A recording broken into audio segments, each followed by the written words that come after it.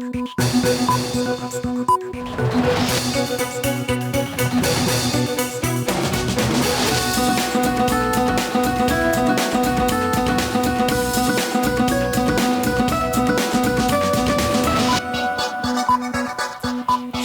স্বাগত মাছরাঙা সংবাদে। আপনাদের সঙ্গে আছি আমি সুমাইয়া সাজ্জাদ। চট্টগ্রাম বিশ্ববিদ্যালয় কেন্দ্রীয় ছাত্র সংসদ, চাকসু হল ও হোস্টেল সংসদ নির্বাচনে ভোট গ্রহণ চলছে। সকাল ৯টায় ভোট গ্রহণ শুরু হয়, একটানা চলবে বিকাল ৪টা পর্যন্ত। শান্তিপূর্ণ ও সুষ্ঠু নির্বাচনের লক্ষ্যে সব ধরনের প্রস্তুতি সম্পন্ন হয়েছে বলে জানিয়েছেন চাকসু নির্বাচনের প্রধান নির্বাচন কমিশনার অধ্যাপক ডক্টর মনির উদ্দিন। বিজ্ঞান অনুষদ সহ প্রতিটি ভোট কেন্দ্রের সামনে রয়েছে পুলিশের পর্যাপ্ত সদস্য, তবে এখন পর্যন্ত কোনো ধরনের অপ্রীতিকর ঘটনা ঘটেনি।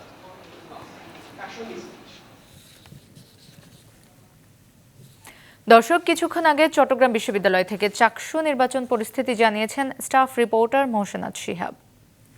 সকালবেলা একদম ৯টার দিকে যদিও কিছুটা কম ভিড় দেখা গেছে, কিন্তু একটু বেলা বাড়তেই আসলে দলে দলে সবাই এসেছেন ভোট দিতে, এবং আমরা কয়েকটি কেন্দ্রের সামনে রীতিমতো উপচে পড়া ভিড় দেখেছি।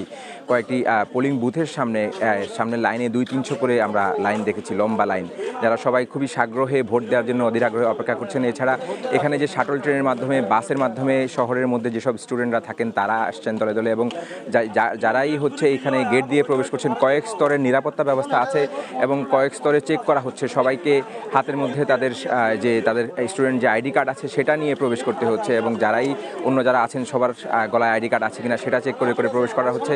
এবং দেখছেন যে পেছনেই একটি জায়গা রয়েছে যেখানের মধ্যে আসলে এই কার্যক্রমগুলো চলমান আছে। সবাইকে চেক করে ঢোকানো হচ্ছে, এবং পথে বিভিন্ন প্রার্থীরা দাঁড়িয়ে তাদের মার্কা সহ তাদের ব্যালট মনে করিয়ে দিচ্ছেন, তাদেরকে ভোট দেওয়ার কথা মনে করিয়ে দিচ্ছেন। সবকিছু মিলিয়ে চমৎকার পরিবেশে আসলে এই নির্বাচন হচ্ছে।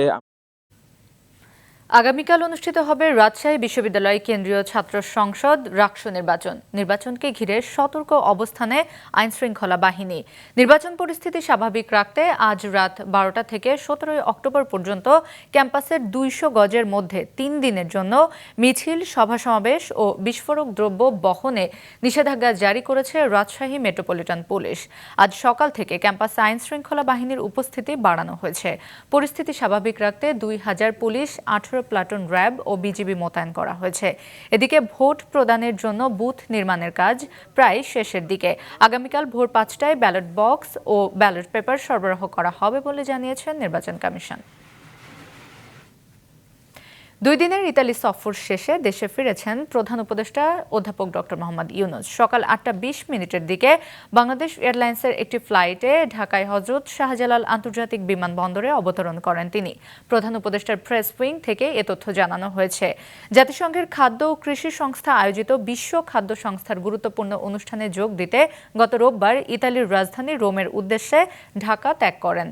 2 দিনের সফরে তিনি ব্রাজিলের প্রেসিডেন্ট, জিবুতির প্রধানমন্ত্রী ও রোমের মেয়র সহ বিভিন্ন আন্তর্জাতিক সংস্থার প্রধানদের সঙ্গে বৈঠক করেন। লাগাতার কর্মসূচির অংশ হিসেবে কেন্দ্রীয় শহীদ মিনারে 4র্থ দিনের মতো অবস্থান কর্মসূচি পালন করছেন এমপিওভুক্ত শিক্ষকরা। দাবি বাস্তবায়ন না হলে প্রয়োজনে 3 দফা থেকে সরে এসে 1 দফায় পরিণত করবে আন্দোলনটি, যা হবে শুধু জাতীয়করণ বলে জানিয়েছেন শিক্ষকরা। সকালে শতাধিক শিক্ষকদের শহীদ মিনারে অবস্থান নিতে দেখা যায়। নতুন করে বিভিন্ন জেলা পর্যায় থেকেও 4র্থ দিনেও এমপিওভুক্ত শিক্ষকরা এসে যোগ দিতে শুরু করেন। নতুন কর্মসূচি হিসেবে আজ দুপুরে শাহবাগে অবস্থান নেওয়ার কথা রয়েছে তাদের। আন্দোলনকারী শিক্ষকরা জানান তারা প্রজ্ঞাপনের অপেক্ষায় রয়েছেন। তাদের প্রত্যাশা, প্রধান উপদেষ্টা দেশে ফিরেছেন এবং তাদের দাবিগুলো মেনে নেবে অন্তর্বর্তী সরকার। আর প্রজ্ঞাপন না হওয়া পর্যন্ত আন্দোলন চলবে বলে জানান শিক্ষকরা। গতকাল বিকালে মার্চ টু সচিবালয় অভিমুখে পদযাত্রা হাইকোর্টের মাজার গেটে আটকে দেয় পুলিশ। এরপর রাতে শহীদ মিনারে আবারও অবস্থান নেন আন্দোলনরত শিক্ষকরা। আজকের ভিতরে যদি আমাদের দাবি না মানা হয় তাহলে আমরা শাহবাগ ব্লক করব, এবং আমাদের শিক্ষকরা সবাই এতে সম্মতি আছে। আমরা বেসরকারি শিক্ষকরা যেরকম পরিশ্রম করি, সরকারি শিক্ষকরা একই পরিশ্রম করে, কিন্তু তারা এই বেতনের সাথে কোথাও 40%, 45%, 60% পর্যন্ত বাড়ি ভাড়া পায়, যার কারণে তার 12,500 টাকা, 20,000 টাকা, 25,000 টাকায় উন্নীত হয়। কিন্তু আমরা 12,500 টাকা, 5,500 টাকাই পাই। এই 5,500 টাকা চলা কোনোভাবেই সম্ভব না। বেসরকারি শিক্ষকদের আন্দোলন সম্পর্কে কেন্দ্রীয় শহীদ মিনার থেকে সরাসরি জানাচ্ছেন স্টাফ রিপোর্টার দাউদ হাসান। দাউদ শাহবাগ অবরোধ কর্মসূচি নিয়ে আন্দোলনকারীরা এখন কি বলছে?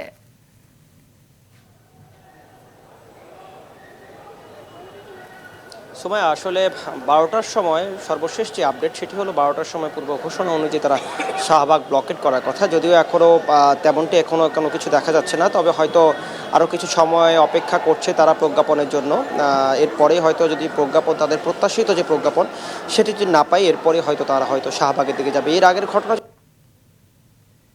শিক্ষকরা এসে এখানে জড়ো হয়েছে এবং বলাই যায় আর কি এই যে শহীদ মিনার যে প্রাঙ্গণটি রয়েছে সেটি কিন্তু প্রায় কানায় কানায় পরিপূর্ণ হয়ে গেছে। আসলে গত 4 দিন থেকে শিক্ষকরা যে দাবি করে আসছে যে তাদের 20% যে বেতন ভাতা এবং যে চিকিৎসা ভাতা সহ যে সকল আনুষঙ্গিক দাবি দেওয়া, সেই দাবি দেওয়া নিয়ে কিন্তু গত 4 দিন ধরেই এখানে অবস্থান করেছিল এবং গতকালকে যখন সচিবালয় ব্লকেডের উদ্দেশ্যে রওনা দেয় তখন সেখানে কিন্তু মাজার হাইকোর্ট মাজারের সামনে আটকে দেয় এবং সেখানে ঘণ্টাখানেক অবস্থানের পরে আমরা কিন্তু এখানে শহীদ মিনারে এসে জড়ো হয় এবং এর পিছনে যুক্তি হিসেবে শিক্ষকরা বলছে জনগণের তারা কিন্তু এখানে এসে জড়ো হয়েছে এবং শিক্ষকরা যেটি বলছে আসলে তাদের দাবি যতক্ষণ পর্যন্ত মানানো হবে ততক্ষণ পর্যন্ত কিন্তু এখানে অবস্থান নিবে এবং পাশাপাশি আরো কঠোর কর্মসূচি পর্যন্ত মানা না হবে অবরোধ করার কথা এবং যমুনার সামনে গিয়ে আন্দোলন করার কথা বলছে এবং পাশাপাশি তারা আরো একটি কথা বলছে, যদি তাতেও কাজ না হয় তারা কিন্তু আমরণ অনুষ্ঠানে যাবে এমন কথাও কিন্তু আসলে বলছে। দাউদ, আপনাকে ধন্যবাদ।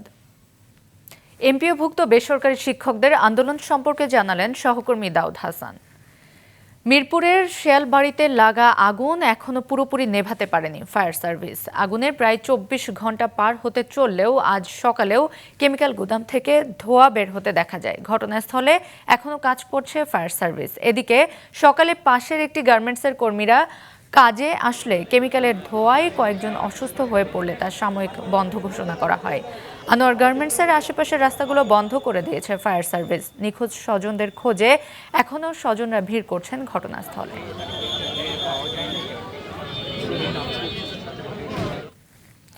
জুলাই অভ্যুত্থানে শেখ হাসিনার সরকারের সাবেক মন্ত্রী, এমপি ও উপদেষ্টাদের বিরুদ্ধে দায়ের হওয়া মামলার তদন্ত প্রতিবেদন 8ই জানুয়ারির মধ্যে দাখিলের নির্দেশ দিয়েছে আন্তর্জাতিক অপরাধ ট্রাইব্যুনাল 1।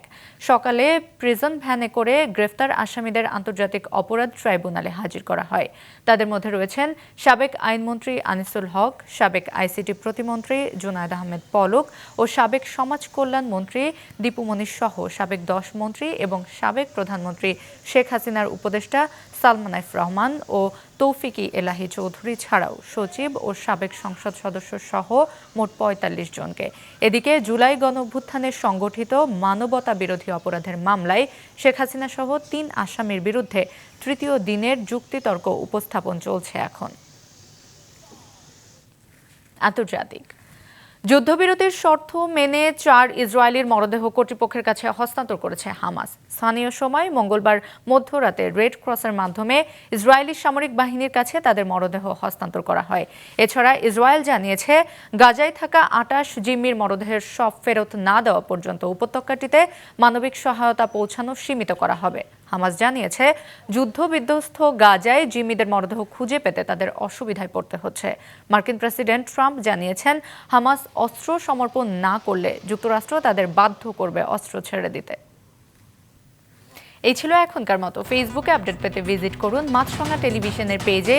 ইউটিউব চ্যানেলেও দেখতে পারেন আমাদের সংবাদ, প্রতিবেদন এবং অনুষ্ঠান। আমাদের পরবর্তী সংবাদ দুপুর 2টায় দেখার আমন্ত্রণ রইল।